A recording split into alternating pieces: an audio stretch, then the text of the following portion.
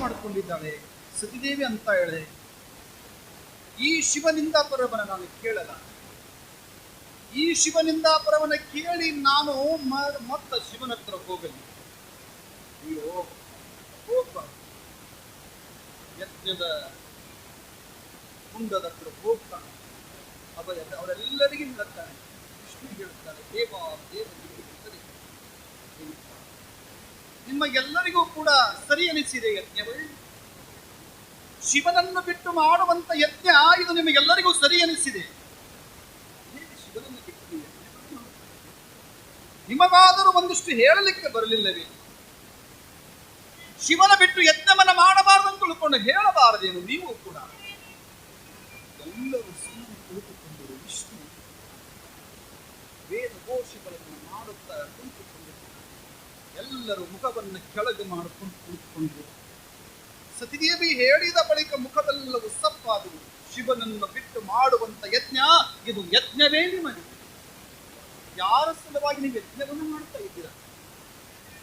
ಈ ಯಜ್ಞ ನಿಮಗೆ ಉಪಯೋಗವಾಗುತ್ತದೆ? ಎಲ್ಲರ ಮುಖವನ್ನ ಕೆಳಗಾಗಿ ಕುಳಿತುಕೊಂಡ ಬಳಿಕ ಯಜ್ಞದಲ್ಲಿ ಆಹುತಿ ಮಾಡತಕ್ಕಂಥದ್ದೆಲ್ಲ ಅಗರ್ಭಾಗವನ್ನು ಕೊಡ್ತಾ ಇದ್ದಾರೆ. ಎಲ್ಲರೂ ಯಜ್ಞದೊಳಗ ನಿಗಿನಿಗಿರುವಂತ ಇನ್ನ ಜ್ವಾಲೆ ಉರಿತಾ ಇತ್ತು. ನಾನು ಶಿವನಿಂದೆಯನ್ನು ಕೇಳಿ ಕೂಡ ಇಲ್ಲಿ ಇರಬಾರದು ಅಂತ ತಿಳ್ಕೊಂಡು ಬಹಳಷ್ಟು ದುಃಖಿತಳಾಗ್ಯಾಳ, ನೋವು ಪಡ್ತಾ ಇದ್ದಾಳೆ. ಶಿವ, ಹೇ ಪರಮಾತ್ಮನೇ, ಜಗದೊಡೆಯ ಜಗದ್ರಕ್ಷಕ ಅಂತ ತಿಳ್ಕೊಂಡು ಏನಂತಾಳೆ.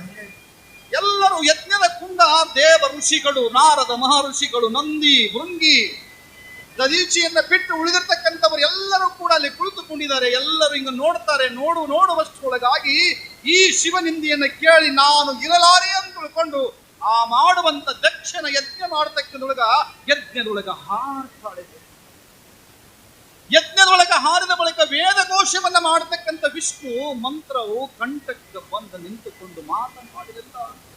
ಎಲ್ಲರೂ ಇನ್ನು ನೋಡಕತ್ತಾರ. ಕಾವ್ಯ ಆದ್ರು ಯಜ್ಞದಲ್ಲಿ ಹಿಂಗ ಆಹುತಿ ಆದ ಬಳಿಕ ಅಂತಾಳೆ, ಶಿವ ಶಿವ ಪರಮಾತ್ಮ, ನನಗೆ ಮುಂದೊಂದು ಜನ್ಮ ಅನ್ನೋದು ಏನಾದರೂ ಇದ್ದರೆ, ನಾನು ಮಹಾಪತಿರುತಿಯೇನೇ ಆಗಿದ್ದರೆ ಈ ಮುಂದೊಂದು ಜನ್ಮದಲ್ಲಿ ನಾನು ನಿನ್ನ ಹೆಂಡತಿಯಾಗಿ ಬರುತ್ತೇನೆ ಅಂತ ತಿಳ್ಕೊಂಡು ಯಜ್ಞದೊಳಗ ಹಾರ್ತಾಳೆ. ನನ್ನನ್ನು ತಪ್ಪನ್ನು ಕ್ಷಮ ಮಾಡು, ಅಪರಾಧವಾಗಿತ್ತು ಅಂತ ತಿಳ್ಕೊಂಡು ಯಜ್ಞದೊಳಗ ಆಹುತಿ ಮಾಡ್ತಾ ಇದ್ದಾಳೆ. ಬಹಳಷ್ಟು ಜನ ಗಾಬರಿಯಾಗಿ ರಕ್ತ ಸಿದ್ಧವಾಗಿತ್ತು. ಯಾವಾಗ ಯಜ್ಞದಲ್ಲಿ ಸತಿದೇವಿ ಹಾರಿದ ಬಳಿಕ ಶಿವಗಣಗಳೆಲ್ಲ ತಮ್ಮ ತಮ್ಮ ರುಂಡಗಳನ್ನ ತಮ್ಮಷ್ಟಕ್ಕೆ ತಾವೇ ಕತ್ತರಿಸಿಕೊಂಡರಂತ. ಯಜ್ಞವೇ ರಕ್ತ ಸಿಕ್ಕವಾಗಿ ರಕ್ತ ಮಡುಗಟ್ಟಿ ನಿಂತುಕೊಂಡಿದ್ದಂತ. ಆ ಕ್ಷಣವೇ ನಾರದ ಮುನಿಗಳು ದುಃಖಿತರಾಗಿ ವೇಗವಾಗಿ ಹೋದ್ರಂತ.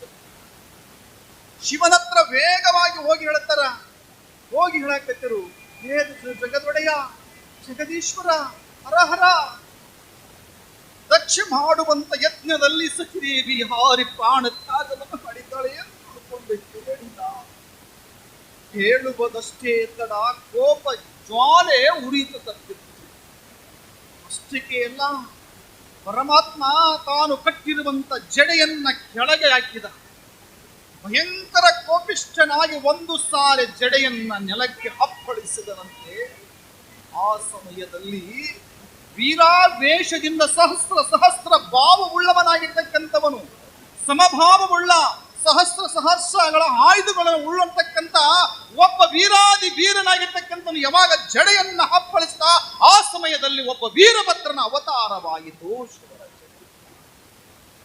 ಆ ಕ್ಷಣದೊಳಗೆ ಮತ್ತೊಂದು ಸಾರಿ ಅಪ್ಪಳಿಸಿದ ಭದ್ರಕಾಳಿಯರ ರೂಪವಾಗಿ ಒಂದು ಹೆಣ್ಣು ರೂಪವಾಗಿ ಜನಿಸಿತು.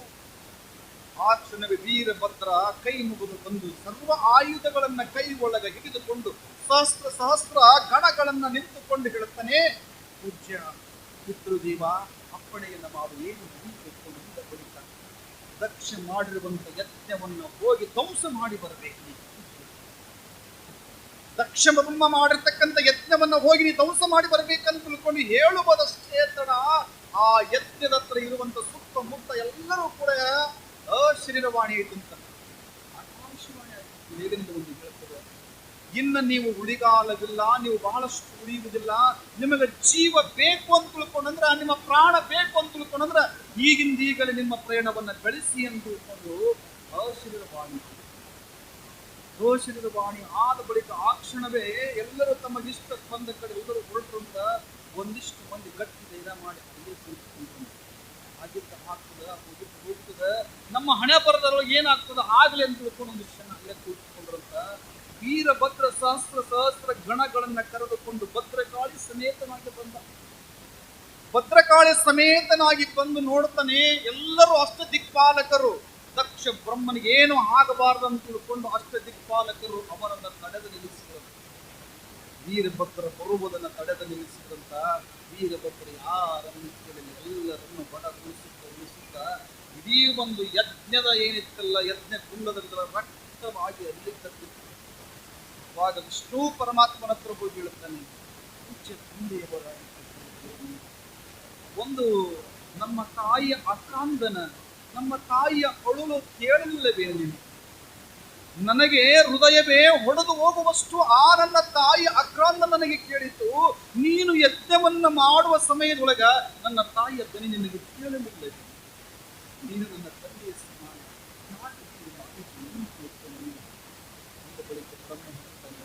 ನೋಡು, ಇದು ಭಕ್ತರ ಕಲಿಸಿರ್ತಕ್ಕಂಥ ವಿಷ್ಣು ಪರಮಾತ್ಮ ಹೇಳಕತ್ತಿದ ವೇದ ಘೋಷಣೆ ಮಾಡತಕ್ಕಂಥ ವಿಷ್ಣು. ಇದನ್ನು ಯಾಕೆ ಇಲ್ಲ ಅಂತ ತಿಳ್ಕೊಂಡು ಭಕ್ತರು ಕರೆದಾಗ ನಾನು ಮಾಡಬೇಕು ಅಂತ ತಿಳ್ಕೊಂಡು ಅಂದಾಗ ಅವಾಗ ವಿಷ್ಣು ಪರಮಾತ್ಮ ಹೇಳಿದ ಬಳಿಕ ಮುಂದೆ ಏನಾಗುತ್ತೋ ಗೊತ್ತಿಲ್ಲ, ನೀನು ಮುಂದೆ ವೈಕುಂಠಕ್ಕೆ ಹೋಗಬೇಕು ನೀನು ಅಂತ ತಿಳ್ಕೊಂಡು ವೀರಭದ್ರ ಹೇಳಿದಾಗ ಇಲ್ಲ ಹೋಗುವುದಿಲ್ಲ. ಯಾಕ? ನಾನು ನಿನ್ನ ಜೊತೆಗೆ ಯುದ್ಧವನ್ನ ಮಾಡಿ ಅವಳು ಸೋತೆ ಅಂದ್ರೆ ನಾನು ವೈಕುಂಠ ಪ್ರಯಾಣ ಮಾಡ್ತೀನಿ, ಅಲ್ಲಿ ವಿಷ್ಣು ಪರಮಾತ್ಮ ಅದೇ ನಿಂತುಕೊಂಡ ಕೊನೆಗೆ ವೀರಭದ್ರ ಏನ್ ಮಾಡ್ತಾನ, ಎಲ್ಲರನ್ನ ಸಂಹಾರ ಮಾಡ್ಕೊಂಡು ಹೋದ ಬಳಿಕ ದಕ್ಷ ಎದುರಿಗೆ ಬರ್ತಾನೆ. ದಕ್ಷ ಎದುರಿಗೆ ಬಂದ ಬಳಿಕ ಆ ಕ್ಷಣವೇ ನನ್ನ ತಾಯಿಯನ್ನ ಈ ರೀತಿ ಅವಮಾನ ಮಾಡಿದಂದ ಬಳಿಕ ನೀನೂ ಕೂಡ ಇರಬಾರ್ದು ಅಂತ ತಿಳ್ಕೊಂಡು ದಕ್ಷನ ಕತ್ತನ್ನ ಕತ್ತರಿಸಿದ. ಆ ರುಂಡ ಎಲ್ಲಿಗೆ ಹೋಯ್ತು ಅಂತಂದ್ರೆ ಯಜ್ಞ ಕುಂಡದೊಳಗೆ ಅವಾಗ ಅದಿರ್ತಕ್ಕಂಥ ಗಣಾದಿಗಳು ಎಲ್ಲರೂ ಕೂಡ ಹೇಳ್ಕೊಂಡು ಹಿಂಗಾಗಿ ವಿಷ್ಣು ಪರಮಾತ್ಮ ಏನ್ ಮಾಡಿದ, ವೈಕುಂಠಕ್ಕೂ ಹೋದ. ಎಲ್ಲರೂ ಹೊರಟು ಹೋದ ಬಳಿಕ ಅವಾಗ ದೇವತೆಗಳ ಎಲ್ಲರೂ ಕೂಡಿಕೊಂಡು ಬ್ರಹ್ಮನ ಹತ್ರ ಹೋದ್ರಂತ. ಇಲ್ಲ ಹಿಂಗ ಆಗಿದೆ ಅಂತ ತಿಳ್ಕೊಂಡ ಬಳಿಕ ಇಲ್ಲ ಇದು ನನ್ನಿಂದ ಸಾಧ್ಯವಿಲ್ಲ ಅಂತ ತಿಳ್ಕೊಂಡು ಬ್ರಹ್ಮ ಹೇಳ್ತಾನೆ. ವಿಷ್ಣು ಪರಮಾತ್ಮ ಹತ್ರ ಹೋದಾಗ ವಿಷ್ಣು ಪರಮಾತ್ಮ ಹೇಳ್ತಾನೆ ಇದು ನನ್ನಿಂದ ಆಗಲಾರದು. ಇದೆಲ್ಲರೂ ದೇವತೆಗಳು ಹೋಗಿ ಎಲ್ಲಿ ಬ್ರಹ್ಮ ಯಜ್ಞ ನಡೆದೈತಲ್ಲ, ಆ ಯಜ್ಞ ಕುಂಡ ಏನ ನಡೆದೈತಲ್ಲ, ಆ ಯಜ್ಞದ ಕುಂಡದ ಹತ್ರ ಹೋಗಿ ನೀವೆಲ್ಲರೂ ತಪಸ್ ಮಾಡ್ಕೋರಿ, ನೀವೆಲ್ಲರೂ ಕೂಡ ಹರಿಕೆ ಮಾಡಿ ಸ್ಮರಣೆ ಮಾಡಿ ಶಿವನನ್ನ ಕುರಿತು. ಆ ಕ್ಷಣವೇ ಶಿವ ಬರ್ತಾನೆ ಅಂತ ತಿಳ್ಕೊಂಡ ಬಳಿಕ ಅವಾಗ ದೇವತೆಗಳು ಎಲ್ಲರೂ ಕೊಂಡು ಅಲ್ಲಿ ತಪಸ್ ಮಾಡ್ಲಿಕ್ಕೆ ಕೂತ್ಕೊಳ್ತಾರೆ. ಸ್ವಲ್ಪ ಹೊತ್ತು ಕುಳಿತುಕೊಂಡ ಬಳಿಕ ಶಿವನೇ ಹೀಗೆ ಕೊಂಡ ಬಳಿಕ ಅವಾಗ ವೀರಾವತಾರಿಯಾಗಿರ್ತಕ್ಕಂಥ ವೀರಭದ್ರ ನೋಡುತ್ತಾನೆ. ನೋಡಿದ ಬಳಿಕ ತಾಳು ಮಗನೇ ತಾಳು, ಸಾಕು ನಿನ್ನ ವಿರಾವೇಶ, ತಾಳು ಮಗನೇ ತಾಳು, ನಿನ್ನ ಸಾಕು, ನಿನ್ನ ವಿರಾವೇಶ ಸಾಕು, ಇದು ಧ್ವಂಸ ಮಾಡಿದ್ದು ಸಾಕು ನಿನ್ನ ಮೇಲೆ ಅಂತ ತಿಳ್ಕೊಂಡ ಬಳಿಕ ಅವಾಗ ವೀರಾವತಾರವನ್ನು ತಾಳಿರ್ತಕ್ಕಂಥ ವೀರಭದ್ರ ಮಾಮಾಗಿ ನಿಂತುಕೊಂಡ. ಪರಮಾತ್ಮಲ್ಲಿ ಶಿವ ಬಂದ ಬಳಿಕ ಅವಾಗ ದೇವತೆಗಳು ಬರ್ತಾರೆ. ಯಾಕನ್ನ ಸ್ಮರಣೆ ಮಾಡಿದ್ರು, ಎಲ್ಲ ಧ್ವಂಸವಾಗಿರ್ತಕ್ಕಂಥದ್ದು, ಎಲ್ಲ ರಕ್ತಮಯವಾಗಿ ಹೆಣಗಳ ಬಿದ್ದವ, ಅವರೆಲ್ಲರನ್ನೂ ಕೂಡ ನೀವು ಮತ್ತೆ ಬದುಕಿಸ್ತೀವಿ, ಅವರೆಲ್ಲರಿಗೂ ಕೂಡ ಮತ್ತೆ ಪುನರ್ಜನ್ಮ ನೀವು ಕೊಡಬೇಕು ಅಂತ ತಿಳ್ಕೊಂಡ ಬಳಿಕ ಎಲ್ಲರಿಗೂ ಕೂಡ ಪುನರ್ಜನ್ಮ ಕೊಡ್ತಾರೆ. ಮತ್ತ ಕೊಟ್ಟ ಬಳಿಕ ಬ್ರಹ್ಮ ಓಡಿ ಬಂದ. ಯಾಕೆ ಬಂದ ಬ್ರಹ್ಮ? ಯಾಕೆ ಓಡಿ ಬಂದ? ಪುತ್ರ ಯೋಗ ಆಗಿತ್ತು, ಅವನಿಗೆ ಪುತ್ರ ಯೋಗ ಆಗಿತ್ತು, ಮಗನನ್ನ ಕಳ್ಕೊಂಡಿದ್ದ. ದಕ್ಷ ಬ್ರಹ್ಮ ಮಗ ಬ್ರಹ್ಮ ಓಡಿ ಬಂದ. ನಮಸ್ಕಾರ, ನನ್ನ ಮಗನಿಗೂ ಕೂಡ ನೀವು ಪುನರ್ಜನ್ಮವನ್ನು ನೀಡಬೇಕು, ದಕ್ಷನಿಗೆ ನೀವು ಪುನರ್ಜನ್ಮವನ್ನು ನೀಡಬೇಕು ಅಂತ ನೋಡು ಎಲ್ಲದ ವೀರಭದ್ರ ನೀವು ಹೇಳುತ್ತಾನೆ, ನೋಡು ದೇಹ ಎಲ್ಲದ, ದಕ್ಷಿಣ ದೇಹ ಎಲ್ಲದ ಅಂತ ಬಳಿಕ ಆ ಕಡೆ ಈ ಕಡೆ ಬಿಟ್ಟೊಳಗ ಆದ್ರೆ ಪಾದದಿಂದ ಇದುವರೆಗಿತ್ತು, ಈವರೆಗೆ ಮಾತ್ರ ದೇಹ ಮಾತ್ರ ಉಳ್ಕೊಂಡಿತ್ತು. ಮತ್ತು ಮುಂದೆ ಎಲ್ಲದ ನೋಡಿ ಅಂತ ತಿಳ್ಕೊಂಡಾಗ, ಅವನ ಶಿರಸ್ಸೆಲ್ಲದ ನೋಡಿ ಅಂತ ತಿಳ್ಕೊಂಡಾಗ ಅವಾಗ ತಂದೆ ಹೇಳ್ತಾನೆ ಶಿವನಿಗೆ, ಇಲ್ಲ ನಾನು ಆ ವಿರಾವೇಶದಲ್ಲಿ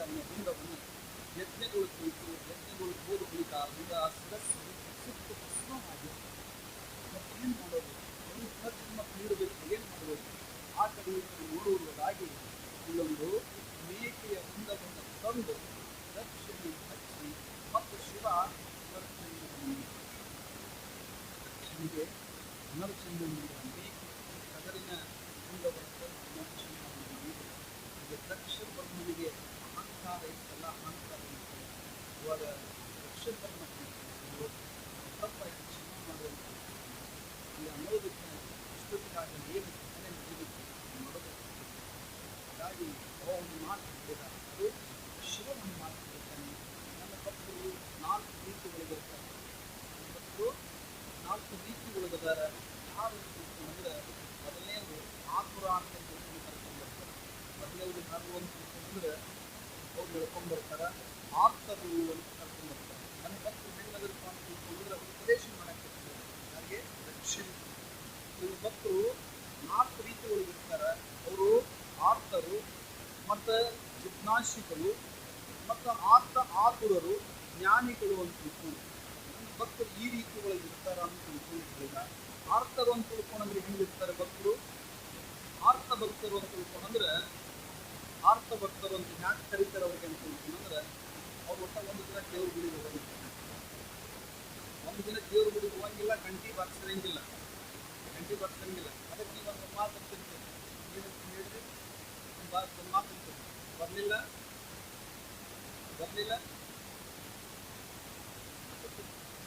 ಬರಲಿಲ್ಲ ಬಾರಿಸಿರ್ತಾರೆ ಅವ್ನು ತಗೊಂಡು ಏನು ಮಾಡೋದು? ಅಂತೀರಿಲ್ಲ, ಬರಲಿಲ್ಲ ಬಾರಿಸಿಲ್ಲ ಅವ್ನು ತಗೊಂಡು ಏನು ಮಾಡೋದು? ಬರಲಿಲ್ಲ ಬಾರಿಸಲಿಲ್ಲ ಅಂದ್ರೆ ಏನು? ದೇವ್ರ ಗುಡಿ ಹೊರತು ಗಂಟಿ ಬಾರಿಸಲಿಲ್ಲ,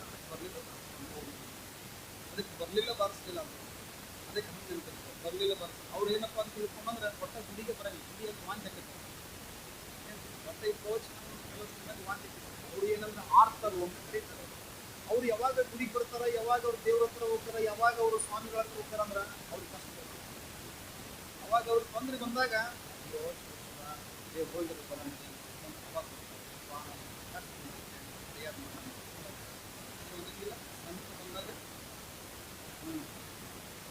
ಅಂತ ಬಂದಾಗ ಅವಾಗ ಓಡಿ ಬರ್ತದೆ. ಅವಾಗ ಬಂದಾಗ ಅವಾಗ ದೇವರು ಅವಾಗ ಏನು ಮಾಡ್ತೀನಿ ಬಂದು ತುಂಬ ಹಿಂದೆ ಗಾಡಿ ಗೊತ್ತೈತಿ ಬಂದೆ ಅವ್ನಿಗೆ ಗೊತ್ತಿರ್ತೈತಿ. ಎಲ್ಲ ಗೊತ್ತಿರೋದು ಗೊತ್ತಿಲ್ಲ ಅಂತ ತಿಳ್ಕೊಬೇಡ. ನೀವು ಹೆಂಗೆ ಚಂದ ಭಕ್ತಿ ಮಾಡ್ತೀರಿ ಅನ್ನೋದು ಅವ್ರು ಗೊತ್ತಿರ್ತೈತಿ. ನೀವು ಹೆಂಗೆ ತುಂಬ ಭಕ್ತಿ ಮಾಡ್ತೀರಿ, ಏನೇನು ಮಾಡ್ತೀರಿ ಅಂತ ತಿಳ್ಕೊಳ್ಳೋದೆಲ್ಲ ಗೊತ್ತಿರ್ತೈತಿ.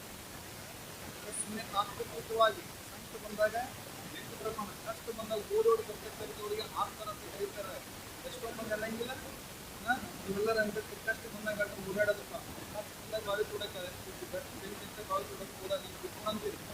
ಹಂಗೆ ನಮ್ಗೆ ಏನಂತ ತಿಳ್ಕೊಂಡ್ರೆ ಅವಾಗಷ್ಟ ದೇವ್ರ ನೆನಪತ್ತ ನಮ್ಗೆ ಓದೋ ಸಮಯದಾಗ ನಮ್ಮ ಒಟ್ಟು ದೇವ್ರ ನೆನಪನ್ನಂಗಿಲ್ಲ. ನೋಡ್ರಿ ಬೇಕಾರೆ ಇಷ್ಟು ದಿನ ಏನಾಗಿದ್ದಪ್ಪ ಅಂತ ತಿಳ್ಕೊಂಡ್ರೆ ಇಷ್ಟು ದಿನ ಒಟ್ಟ ಒಂದು 10-12 ದಿನ ಮಳೆ ಆಗಿದ್ದಿಲ್ಲ. 10-12 ದಿನ ಒಟ್ಟೆ ಮಳೆ ಆಗಿದ್ದಿಲ್ಲ. ಮಳೆ ಆಗಕ್ಕೆ ನಾವು ಒಟ್ಟು ನಾವು ಮಳೆ ಆದ ಒಟ್ಟು ಚಿಂತೆ ಮಾಡಬೇಕು. ನಾವು ಮಳೆ ಆದ ಒಟ್ಟು ಚಿಂತೆ ಮಾಡ್ತೀವಿ. ಒಟ್ಟ ಚಿಂತೆ ಮಾಡೋದು ಮಳೆ ಹೋದ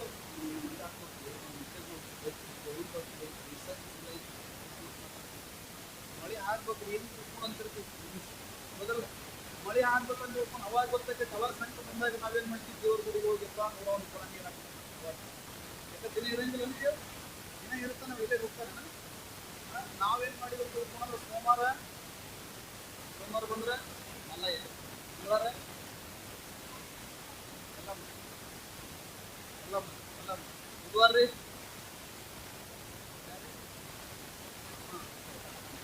ಗುರುವಾರ ಶುಕ್ರವಾರ ಶನಿವಾರ ಐತಾರ ಐತಾರ ಯಾವ್ದು? ನೋಡ್ಕೊಡ್ತೀನಿ ಮೈಲಾರ ಏನು ಐತಾರ ಬಂದು ನೋಡ್ಕೊಡ್ರಿ ಮೈಲಾರ ರಜೆ. ನಾವು ಏನು ಮಾಡ್ಕೊಂಡಿವಿ ಅಂತ ಸೋಮವಾರ ಬಂದ್ರೆ ಅಷ್ಟ ದೇವ್ರು ನೋಡ್ತೀವಿ ನಾವು. ಹೌದಲ್ರಿ? ಸೋಮವಾರ ಬಂದ್ರೆ ಇಂಥ ದೇವರು, ಮಂಗಳವಾರ ಬಂದ್ರೆ ಇಂಥ ದೇವರು, ಬುಧವಾರ ಬಂದ್ರೆ ಇಂಥ ದೇವ್ರು ಹಿಡ್ಕೊಂಡ್ಬಿಡ್ತೀವಿ. ನಾವು ಗಟ್ಟಿಯಾಗಿ ಬಿಡೋಕ್ಕಾಗಂಗಿಲ್ಲ ನಮಗೆ. ನಾವು ಇಂಥ ದೇವ್ರು ಹಿಡ್ಕೊಂಡಿವಿ. ಆದ್ರೆ ಸೋಮವಾರ ಬಂದ್ರೆ ಒಳ್ಳೆ ಸೋಮವಾರ ಬರ್ತೀವಿ ಆ ದೇವರಿಗೆ. ಮತ್ತು ಅಷ್ಟು ಏನು ಉಪಯೋಗಿಸ್ಬೇಕು. ಸೋಮವಾರ ಬಂದ್ರೆ ಸೋಮವಾರ ಬರ್ತೀವಿ ನಾವು. ಮತ್ತೆ ದೇವ್ರಿಗೆ ಒಳ್ಳೆ ಬರಂಗಿಲ್ಲ. ಮತ್ತೆ ಸೋಮವಾರ ತಂದು ಅಷ್ಟೇ ನಮ್ಗೆ ದೇವ್ರು ನೆನಪರ್ತೈತೆ. ಇವತ್ತು ಸೋಮವಾರ ಹೋಗಿ ಬರ್ಬೇಡಿ. ಯಾಕಂದ್ರೆ ದಿನ ಸೂರ್ಯ ಬರಂಗಿಲ್ಲ. ಏನೋ ಸೋಮವಾರ ದಿನ ಸ್ಪೆಷಲ್ ಬರ್ತದೆ ಸೂರ್ಯ. ದಿನ ಸೂರ್ಯ ಬರ್ತಾನೆ, ದಿನ ಮುಳುಗ್ತಾನ. ಅವ್ರು ಟೈಮ್ ಸರಿ ಬರ್ತಾನೆ, ಟೈಮ್ ಸರಿ ಹೋಗ್ತಿರ್ತಾನೆ. ಹೌದಲ್ರಿ? ಇನ್ನು ನೀವು ಪುರಾಣಕ್ಕೆ ಒಂದಿನ ತಪ್ಪಿಸ್ಬೋದು, ನಡೀತೈತಿ. ಹೌದಲ್ಲ? ಹೆಂಗೆ ಅಂತ ತಿಳ್ಕೊಂಡ್ರೆ ನೀವು ಪುರಾಣಕ್ಕೆ ಬರೋರು ಒಂದಿನ ನಾಳೆ ತಪ್ಪಿಸಿ ನಡೀತೈತಿ. ಹೌದಲ್ಲ? ಅವ ತಪ್ಪಿಸಂಗಿಲ್ಲ. ಒಂದಿನ ತಪ್ಪಿಸಂಗಿಲ್ಲ. ತಪ್ಪಿಸಲಾರ್ದಂಗೆ ಬರ್ತಾನ ಅವ ಸೂರ್ಯ. ಒಂದು ದಿನ ತಪ್ಪಿಸಿಲ್ಲ, ನಿಮ್ಮನ್ನು ಬಂದು ಎದುರಿಸ್ತಾನ. ಸೂರ್ಯ ಹುಟ್ಟುವುದಕ್ಕಿಂತ ಯಾರು ಜಲ್ದಿ ಹೇಳ್ತಾರಲ್ಲ ಅವ್ರು ಸೂರ್ಯ ವಂಶದವರು. ಯಾರೀ? ಸೂರ್ಯ ಹುಟ್ಟೋದಕ್ಕಿಂತ ಮೊದಲು ಯಾರು ಹೇಳ್ತಿರಲ್ಲ ಅವ್ರು ಸೂರ್ಯ ವಂಶದವರು. ಸೂರ್ಯ ಹುಟ್ಟಿ ಹುಟ್ಟಿಂದ ಏನ್ ಹೇಳ್ತಿರಲ್ಲ, ಅವ್ರಿಗೆ ಯಾರ್ರಿ? ಸೂರ್ಯಪುತ್ರರು. ಸೂರ್ಯಪುತ್ರರು. ಸೂರ್ಯ ಹುಟ್ಟೋದಕ್ಕಿಂತ ಮೊದಲು ಯಾರು? ಸೂರ್ಯ ಹುಟ್ಟೋದಕ್ಕಿಂತ ಮೊದಲು ಯಾರು ಹೇಳ್ತಿರಲ್ಲ, ನೀವು ಸೂರ್ಯ ವಂಶದವರು ಅಂತ ತಿಳ್ಕೊರಿ. ಮತ್ತ ಹುಟ್ಟಿದ ಬಳಿಕ ಯಾರು ನೀವು ಹೇಳ್ತಿರಲ್ಲ, ಎದರಾಗಿಂದ? ಆಸೆಗಿಂದ. ಮತ್ತೆ ಸೂರ್ಯ ಪುತ್ರರು ನೀವು. ಅದಕ್ಕೆ ನೀವೆಲ್ಲರೂ ಏನ್ ತಿಳ್ಕೋಬೇಕು? ಒಂದು ತಿಳ್ಕೊಂಡ್ರೆ ನಮಗ ಸೋಮವಾರ, ಮಂಗಳವಾರ, ಬುಧವಾರ ಅಷ್ಟೇ ನಮ್ದು ದೇವ್ರ ಅಷ್ಟೇ ನಿಲ್ಲಿಸಲಾಗಿ ಉಳಿದ ಟೈಮ್ನಾಗ ನಮ್ಗೆ ದೇವ್ರ ಇಲ್ಲ ಅಂತ ತಿಳ್ಕೊಬೇಡ್ರಿ. ಯಾವಾಗಲೂ ದೇವ್ರು ಇರ್ತಾನ. ದೇವ್ರಿಗೆ ನಮಗೆ ಬರೋಕೆ ಅನುಕೂಲ ಮಾಡ್ಕೊಂಡಿಲ್ಲ ಅಷ್ಟೇ, ನಾವು ಅನುಕೂಲ ಮಾಡ್ಕೊಂಡಿಲ್ಲ. ಮತ್ತು ಸೋಮವಾರ ಅಷ್ಟೇ ನಾವು ಅನುಕೂಲ ಮಾಡ್ಕೊಂಡಿವಿ. ಅವತ್ತೇನೇ ಕೆಲಸ ಇದ್ರು ಬೆಳಗಾವಿ ಮುಂಜಾನೆ 4 ಗಂಟೆಗೆ ಕೇಳ್ತೀವಿ. 4 ಗಂಟೆಗೆ ಸ್ನಾನ ಮಾಡ್ಕೊಂಡು ಸೀದಾ ಬಂದು ಗುಡಿಗೆ ಬರ್ತೀವಿ. ಮತ್ತು ಅದನ್ನ ಮುಟ್ಟಿದ ಬಳಿಕ ಮುಂದೆ ಕೆಲಸ ಮಾಡ್ತೀವಿ. ಅದಕ್ಕೆ ನಮಗೇನಂದ್ರೆ ಸಂಕಟ ಬಂದಾಗ ಅಷ್ಟೇ, ಕಷ್ಟ ಬಂದಾಗ ದೇವರನ್ನು ತಿಳ್ಕೊಂಡು ಸ್ಮರಣೆ ಮಾಡುವುದಕ್ಕೆ ಆರ್ತ ಭಕ್ತರು ಅಂತ ಕರೀತಾರೆ. ಅವ್ರಿಗೆ ಆರ್ತರು. ಇನ್ನು ಜಿಜ್ಞಾಸಿಗಳು ಅಂತ ತಿಳ್ಕೊಂಡು ಕರೀತಾರೆ. ಜಿಜ್ಞಾಸಿಗಳು ಅಂತ ತಿಳ್ಕೊಂಡ್ರೆ ಏನು? ಅವರು ದೇವ್ರು ನೋಡ್ಬೇಕು, ದೇವ್ರ ದರ್ಶನ ಮಾಡ್ಕೊಂಡು, ದೇವರು ನೋಡ್ಕೋಬೇಕು, ದೇವ್ರ ಅವ್ರಿಗೆ ಗೊತ್ತಿರ್ತೀವಿ. ಅವರು ದೇವರ ಜೊತೆಗೆ ಮಾತಾಡ್ತಾರೆ. ಕೆಲವೊಬ್ರು ಗುಡಿಯಾಗ ಹೋಗಿ ಕುತ್ಕೊಂಡು ದೇವ್ರ ಜೊತೆಗೆ ಮಾತಾಡ್ತಾ ಇರ್ತೀವಿ. ಅದಕ್ಕೆ ಕಲ್ಲು ಅಂತ ತಿಳ್ಕೊಂಡು ಅಲ್ರಿ, ಜನರ ನೆನಪಿರ್ಲಿ.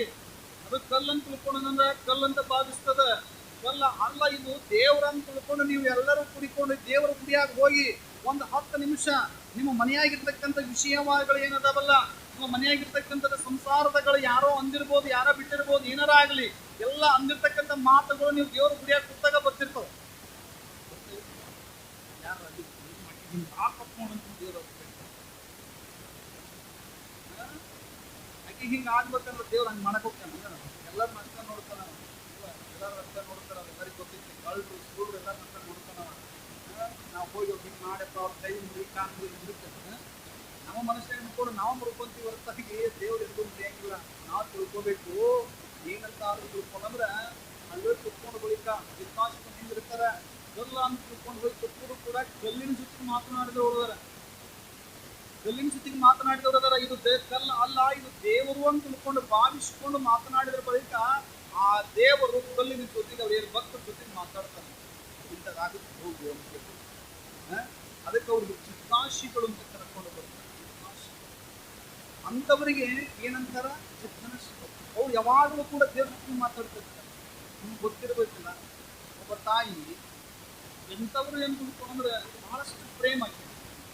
ಯಾರೇ ಮನೆಗೆ ಬಂದು ಕೂಡ ದೇವರನ್ನ ಕಾಣಕ್ಕೆ ಯಾರು ಹೋಗ್ರು, ಯಾರೇ ಬರಲಿ, ಯಾರು ಕೂಡ ಬಂದರೂ ಕೂಡ ಅವ್ರೊಳಗನ ದೇವರನ್ನು ತಿಳ್ಕೊಂಡು ಭಾವಿಸ್ತಾರೆ. ಎಲ್ಲರನ್ನೂ ದೇವರು. ಅದ್ರಲ್ಲಿ ಏನಂತ ತಿಳ್ಕೊಂಡಂದ್ರೆ ಒಂದು ದಿನ ಆ ತಾಯಿ ಹತ್ರ ನಾವು ಶಿವ ಮತ್ತು ಭಕ್ತರು ಕರ್ಕೊಂಡು ಒಂದು ಅವ್ರ ಮನೆ ಮುಂದೆ ಬೇಡಕ್ಕೆ ಭವತಿ ಭಿಕ್ಷಾಂದಿ ಅಂದ ಬಳಿಕ ಆ ತಾಯಿ ಅಂತಾಳೆ, ಸ್ವಲ್ಪ ಕುತ್ಕೋರಿ, ಸ್ನಾನ ಮಾಡ್ರಿ, ಇಲ್ಲೇ ನಮ್ಮ ಸಮೀಪ ಹೊಳಿ ಹರಿಲಿಕ್ಕತ್ತ, ನದಿ ಹರಿಯಕತ್ತದ, ಒಂದಿಷ್ಟು ಸ್ನಾನ ಮಾಡ್ಕೊಂಡ್ ಬರ್ರಿ. ನಿಮ್ಮ ಸಲುವಾಗಿ ನಾನು ಅಡುಗೆ ಮಾಡ್ತೀನಿಪ್ಪ, ಮುಡಿ ಮುಡಿದಿಂದ ಅಡುಗೆ ಮಾಡಿ ನಿಮ್ಗೆ ಪ್ರಸಾದ ಉಣಿಸ್ತೀನಿಪ್ಪ, ಒಂದಿಷ್ಟು ನಮಗೇನು ಸಮಯ ಕೊಡ್ರಿ, ನೀವು ಸ್ನಾನ ಪೂಜೆ ಮಾಡ್ಕೊಂಡು ಬರ್ರಿ, ಬರೋದ್ರಾಗ ನಾನು ತಯಾರು ಮಾಡ್ತೀನಿ. ಹೋದ್ಗಳಿಗೆ ಸ್ನಾನ ಪೂಜೆ ಮಾಡೋದ್ರಾಗ ಮನೆಯೆಲ್ಲ ಸಾರಣೆ ಮಾಡಿದಂತ, ಮನೆಯೆಲ್ಲ ಸಾರಣೆ ಮಾಡಿ ತಾನು ಸ್ನಾನ ಮಾಡಿಕೊಂಡು ಮಡಿ ಮುಡಿಯಿಂದ ನೀರು ತಂದಂತ. ಮಡಿಯಿಂದ ನಾವು ಸ್ನಾನ ಮಾಡ್ಕೊಂಡು ಬಳಿಕ ನಾವು ಮಡಿ ಹಾಕ್ತಿರ್ತೇವೆ. ಮತ್ತು ಸ್ನಾನ ಮಾಡ್ಕೊಂಡು ಮಡಿ ಉಳಿದ ನೀರು ತರಬೇಕಾದ್ರೆ ಒಂದು ಪಕ್ಕಾ ಮಡಿ ಅಂತ ತಿಳ್ಕೊಂಡು ಕರೀತಾರೆ, ಒಂದು ಸಾದಾ ಮಡಿ ಅಂತ ಕರೀತಾರೆ. ನೀವು ಬರಬೇಕಾದ್ರೆ ಯಾವುದೇ ಪ್ರಾಣಿಗಳನ್ನ ಕಳಿಸಿಲ್ಲ, ಯಾವುದೇ ಅವಾಚ್ಯ ಶಬ್ದಗಳನ್ನ ಅನ್ನಂಗಿಲ್ಲ, ಏನು ಯಾವುದೇ ಅವಾಚ್ಯ ಶಬ್ದಗಳನ್ನ ಅನ್ನಂಗಿಲ್ಲ. ಹಂಗ ಮಡಿ ಉಳಿದಿಂದ ಏನ್ ಮಾಡ್ಬೇಕು? ಹಿಂಗ್ ಬರ್ಬೇಕು. ಬರುವಂತರೊಳಗೆ ಆ ತಾಯಿ ಏನ್ ಮಾಡ್ತಾಳ? ಮಡಿ ನೀರು ತರ್ತಾಳ, ತಂದು ಚೆನ್ನಾಗಿ ಅಡುಗೆ ಮಾಡಬೇಕು. ಅಡುಗೆ ಮಾಡಿ ಆ ದಾರಿಯನ್ನು ಕಾಯ್ಕೋತ ಕೂತುಕೊಂಡಾಗ ಆ ನದಿ ಒಳಗೆ ಏನಿತ್ತಲ್ಲ, ಅದೇನು ಸ್ನಾನ ಮಾಡ್ಕೊಂಡು ಪೂಜೆ ಮಾಡ್ಕೊಂಡಿತ್ತು, ಅದಾ ಒಂದು ನದಿ ಹತ್ರ ಒಂದು ಹುಡುಗ, ಆ ಹುಡುಗ ಹಿಂಗ ದನ ಕಾಯಕ, ದನ ಕಾಯೋದ್ರಾಗ ಏನ್ ಮಾಡಿದ? ಶಿವ ಘಟನ ನಾಟಕಕಾರ ಅಲ್ಲ, ಆ ಹುಡುಗನ ಹತ್ರ ಹೋಗಿ ಹೇಳಕ್ಕೆ, ಏನಪ್ಪ ನಿಮ್ಮ ಮನೆಗೆ ಪ್ರಸಾದ ಹೋಗಿದ್ವಿ, ವಿನಯ ಮಾಡಕ್ಕೆ ಹೋಗಿದ್ವಿ, ನಿಮ್ಮವ್ವ ಏನು ಮುಷ್ಟನ್ನ ಭೋಜನ ಊಟ ಮಾಡಿಸಿದಪ್ಪ, ಭಾಳ ಚಲೋ ಊಟ ಮಾಡಿದ್ರು, ಭಾಳಷ್ಟು ಊಟ ಮಾಡಿದ್ವಿ. ಯಾರಂದ್ರೆ ನಿಮ್ಮ ಮನೆಗೆ ಹೋಗಿದ್ವಿ, ನಿಮ್ಮ ಅವ್ವ ಬಹಳ ಚಲೋ ಅಡಿಗೆ ಮಾಡಿ ನಿಮಿಷ ನಮ್ಗ ಇಷ್ಟೊತ್ತನ ಊಟ ಮಾಡಿ ಈಗ ಬಂದಿ ನೋಡು ಅಂತ ತಿಳ್ಕೊಂಡು ನಾವು ಕೊಟ್ಟಿಲ್ಲ. ನಾವು ಹೋಗಂಗಿರ್ಲಿ, ನಮ್ಮ ದನ ಅದ, 3 ದನ ಕಾಯಕತ್ತೀವಿ, 3 ದನಕ್ಕೆ ಮತ್ತೆ ಹೊರ ಹೊಡ್ಕೊಂಡು ಹೋಗ್ಬೇಕು ನಾನು ಅಂತ ತಿಳ್ಕೊಂಡು ಯಾವ ಏನಂದ, ನೀವು ಊಟ ಮಾಡಿ ಬರೋ ತನಕ ನಾನು ದನ ಕಾಯ್ತೀನಿ, ಹೋಗಿ ಬಾ. ನೀವು ಊಟ ಮಾಡೋ ತನ ನಾನು ದನ, ನೀವು ಊಟ ಮಾಡ್ಕೊಂಡು ಬರೋ ತನ ನಾನು ದನ ಕಾಯ್ತೀನಿ, ಹೋಗಿ ಬಾ ಅಂತ ತಿಳ್ಕೊಂಡು ಬಳಿಕ ಆ ಹುಡುಗ ಮನೆಗೆ ಬಂತು. ಬರೋ ತಡನ ಮುಖ ತೊಳ್ಕೊಂಡು ವಿಭೂತಿ ಹಚ್ಕೊಂಡು ಬಳಿಕ ಮನ್ಯಾಗ ತಾಯಿ ಇರ್ಲಿಲ್ಲ, ಒಂದು ಕೊಡ ನೀರು ತರಬೇಕು ಅಂತ ತಿಳ್ಕೊಂಡು ಇನ್ನೇನು ಹೋಗಿದ್ರಂತ. ಬರೋದ್ರೊಳಗ ಹುಡುಗ ಏನ್ ಮಾಡಿತ್ತು ಅಂತ ತಿಳ್ಕೊಂಡು ಅಂದ್ರೆ ಮಡಿ ಉದಿಯಿಂದ ಮಾಡಿರ್ತಕ್ಕಂಥ ಅಡಿಗೆ ಇನ್ನೇನು ತಾಟಿನೊಳಗೆ ಇಟ್ಕೊಂಡಿತ್ತು. ಮಡಿರ್ತಕ್ಕಂಥ ತಾಟಿನೊಳಗೆ ಇಟ್ಕೊಂಡು ಏನು ಒಂದು ತುತ್ತು 2 ತುತ್ತು ಹಿಂಗೆ ಉಣ್ಣಾಕತ್ತಿತ್ತು. ತಾಯಿ ಕೊಡವನ್ನು ಹೊತ್ತುಕೊಂಡು ಮನೆಯೊಳಗೆ ಪ್ರವೇಶ, ತಾಯಿ ಕೊಡವನ್ನ ಹೊತ್ತುಕೊಂಡು ಮನೆಯೊಳಗೆ ಪ್ರವೇಶ ಮಾಡುವುದಷ್ಟೇ ತಡ, ಕೈ ಒಳಗಿರುವಂತಹ ಕೊಡವನ್ನ ಬಿಡುವುದಷ್ಟೇ ಅಲ್ಲ, ತಾಯಿ ಅಂತಾಳ, ಎಲ್ಲೋ ಪಾಪಿ. ಯಾರಿಗೆ? ಎಲ್ಲೋ ಪಾಪಿ, ಎಲ್ಲೋ ನಾಯಿ, ಪರಮಾತ್ಮನಿಗೆ ಮೀಸಲಾಗಿರುವಂತ ಅಡಿಗೆಯನ್ನ ಕೆಡಿಸಿರಿ ಅಂದ ಬಳಿಕ ನೀನು ನನ್ನ ಹೊಟ್ಟಿ ಒಳಗೆ ಹುಟ್ಟಬಾರದು. ನೀನೊಬ್ಬ ನಾಯಿ, ಪರಮಾತ್ಮನಿಗೆ ಮೀಸಲಾಗಿರುವ ಅಡಿಗೆ ಕೆಡಿಸಿದ ಬಳಿಕ ನೀ ನಾಯಿ ಇರಬಾರದು ಅಂತ ತಿಳ್ಕೊಂಡು ಅಂದವಳ ಏನ್ ಮಾಡ್ತಾಳ, ಮೂಲಿ ಒಳಗಿರುವಂತ ಹೊಣಿಕೆಯನ್ನು ತೆಗೆದುಕೊಂಡು ನನ್ನ ಮಗ 9 ತಿಂಗಳ ಎತ್ತು ಹೊತ್ತು ಆಡಿಸಿರೋ ಬೆಳೆಸಿರುವಂತ ಮಗ, ಇವನು ನನ್ನ ಮಗ ಅಂತ ತಿಳ್ಕೊಂಡು ಅನ್ನಲಿಲ್ಲ. ಇವನು ಪರಮಾತ್ಮನಿಗೆ ಮೀಸಲಾಗಿರುವಂತ ಅಡಿಗೆ ಕೆಡಿಸಿನ ಅಂತ ತಿಳ್ಕೊಂಡ ಬಳಿಕ ಇವನು ನನ್ನ ಮಗನೇ ಅಲ್ಲ ಅಂತ ತಿಳ್ಕೊಂಡು ಹೊಣಿಕೆಯನ್ನು ಹೊಡೆದಳ, ಮಗನನ್ನ ಸಾಯಿಸಿ ಹೊಡೆದು ಮಗನನ್ನು ಮತ್ತ ಮಗ ಸತ್ತ ಮಗನನ್ನ ಹಿತ್ತಲದಾಗ ಮತ್ತೆ ಮನೆಯನ್ನು ಮಡಿ ಮಾಡ್ತಾಳ. ಮಡಿ ಮಾಡಿ ಕುಳಿತ ಅಲ್ಲಿ ಅವ ಶಿವ ಅಂತ ಯಾರು ಕರ್ಕೊಂಡ್ಬಿಟ್ಟು ಒಬ್ಬ ಭಕ್ತಿ ಕರ್ಕೊಂಡ್ಬಿಟ್ಟು ನೋಡಪ್ಪ ನೀನು ಹೇಳಿ ನೋಡಲ್ಲ ಹೆಂಗಿದೆ ಅಂತ ಕುಳಿತ. ಅವಾಗ ಮತ್ತೆ ಮದುವೆಯಿಂದ ಮಾಡಿ ಅಡಿಗೆ ಮಾಡಿ ಅವಾಗ ಹೊರಗೆ ಬಂದು ಶಿವ ಬಂದು ಕರ್ಕೊಂಡ ಬಳಿಕ ಎಲ್ಲ ನೀಡಿದ ಬಳಿಕ ಏನಾಗ್ತು ಅಂತ ಬಂದ್ರೆ ನೀಡಿದ್ರು ಮಾಡ್ತಿರ್ತಾರೆ ಅಂದ್ರೆ ಆ ತಾಯಿ ಬಹಳಷ್ಟು ಸಂಸ್ಕೃತವನ್ನು ಹೊಂದಿರ್ತಕ್ಕಂಥ ಸಂಸ್ಕಾರ ಆ ತಾಯಿ ಸ್ವಲ್ಪ ಪ್ರಸಾದ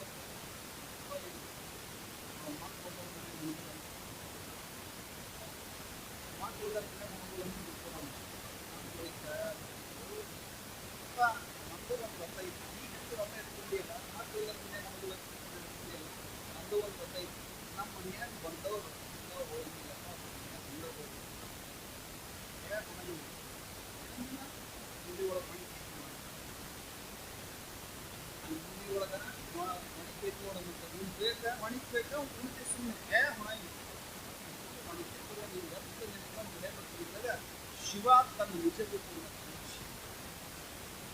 ತೋರಿಸಿದ ಬಳಿಕ ಅಂತಾಳ, ನನಗಿವೆಲ್ಲ ನಡಿಬೇಡ, ನಿನ್ನ ರೂಪವನ್ನ ತೋರ್ಸಕ್ ಬಂದಿ ಅಂತ ತಿಳ್ಕೊಂಡು ಗೊತ್ತಿತ್ತು, ಆದ್ರ ನೀ ಶಿವ ಅನ್ನೋದು ಗೊತ್ತದ, ಆದ್ರೆ ನನಗಿದೆಲ್ಲ ನಡೆಯಂಗಿಲ್ಲ. ನೀನ್ ನಮ್ಮ ಮನೆಗೆ ಬಂದಿದಿ, ಸುಮ್ಮನೆ ಮುಂದೆ ಹೋಗ್ಬೇಕು. ಏನೋ ಮಕ್ಕಳಿದಾರ ಮನೆಗೆ ಉಣಂಗಿಲ್ಲ ಅಂತ ತಿಳ್ಕೊಂಡ್ರೆ ಅದೆಲ್ಲ ನಡೆಯಂಗಿಲ್ಲ. ಮಕ್ಕಳಿದಾರ ಉಣಂಗಿಲ್ಲ, ನಿನಗೆ ಮಕ್ಕಳು ಬೇಕಂತ ತಿಳ್ಕೊಂಡ್ರ ಸರಿ, ನಾನು ಮಕ್ಕಳು ನಿನಗ ಮಕ್ಕಳು ಬೇಕಲ್ಲ, ಸತ್ತಿರುವ ಮಗನನ್ನ ನಾನು ಕರೆಯಂಗಿಲ್ಲ. ಸತ್ತಿರುವ ಮಗನನ್ನ ಕರೆಯಲಿಕ್ಕೆ ನಾನು ಸಿರಿಯಾಳ ಚಂಗಡಿಯಲ್ಲ. ಸತ್ತ ಮಗನನ್ನ ಅವರು ಮರಳಿ ಕರೆದಾರ, ಪಕ್ಕದಲ್ಲಿ ಸಿರಿಯಾಳ ಸಿರಿಯಾಳ ಚಂಗಳಿಯರಲ್ಲ. ನಿನಗ ಮಕ್ಕಳಿಲ್ಲವ್ರ ಮನೆಯಾಗ ಉಣ್ಣಂಗಿಲ್ಲ ಅಂತ ತಿಳ್ಕೊಂಡು ನಿನಗೆ ಗೊತ್ತಾಗಿತ್ತಲ್ಲ, ಬೇಕಾದ್ರೆ ನಿನಗೆ ಕರ್ಕೊಂಡು ಉಣ್ಣು, ನಾನು ಮಾತ್ರ ಕರೆಯಂಗಿಲ್ಲ, ಸುಮ್ಮನೆ ಉಂಡು ಹೋಗೋದು ಅನ್ನೋದಷ್ಟೇ ಇರ್ತದೆ. ಆಯ್ತು ಶಿವ ಕರ್ನಂತ ಏನಂತ, ಏ ಶಿವಕುಮಾರ ಬಾರೋ ಅಂತ ತಿಳ್ಕೊಂಡು ಹಿಂಗ ಅನ್ನುವುದಷ್ಟೇ ತಡ, ಸತ್ತ ಮಗನ ಕಡೆ ಹಿಂಗ ಕೈ ಮಾಡಿ ಶಿವ ಕರೆದ ಬಳಿಕ ಸತ್ತಿರುವಂತ ಶಿವಕುಮಾರ ಎದ್ದು ಬಂದು ಶಿವನ ಹತ್ರ ಬಂದು ಸಾಷ್ಟಾಂಗ ನಮಸ್ಕಾರವನ್ನ ಮಾಡಿ ಪಕ್ಕದಲ್ಲಿ ಕುಳಿತುಕೊಂಡು ಶಿವಕುಮಾರಿಗೆ ಉಣಿಸ್ತಾನೆ, ತಾನು ಉಣ್ತಾನೆ. ಉಂಡ ಬಳಿಕ ಹೇಳ್ತಾನೆ, ಈ ಭೂಮಿ ಒಳಗನೆ ಇರುವುದು ಬೇಡ, ನೀವು ಕೈಲಾಸದಾಗ ಇರಬೇಕಂತ ತಿಳ್ಕೊಂಡು ಕರೆದುಕೊಂಡು ಹೋದವರೇ ಅವರೇ ಆ ತಾಯಿ ನೆಲ್ಲೂರು ನೆಂಬಕ್ಕ ಅಂತ ತಿಳ್ಕೊಂಡು ಕರ್ಕೊಂಡು ಬರ್ತಾರೆ.